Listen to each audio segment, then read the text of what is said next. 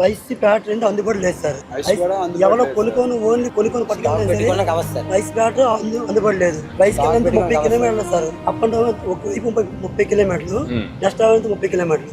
ఇలా 2 గంటల సేపు పట్టేస్తే రేపు షాప్ నుంచి పాడైపోతుంది. దాన్ని బట్టి ఎవరు కొనుకారు, మేము తెచ్చి సాగుకారులకి ఇచ్చేయాలి. వాళ్ళు ఎంత ఇచ్చి మేము తీసుకోవాలి. మాకు వల్ల బోట్లు. అందుకే అన్ని సమస్యలు అర్థం చేసుకుంటున్నాను. ఏం చేయాలి నేను చేస్తాను. ఇప్పుడు హార్బర్ తయారు కావాలి మీకు ఇక్కడే.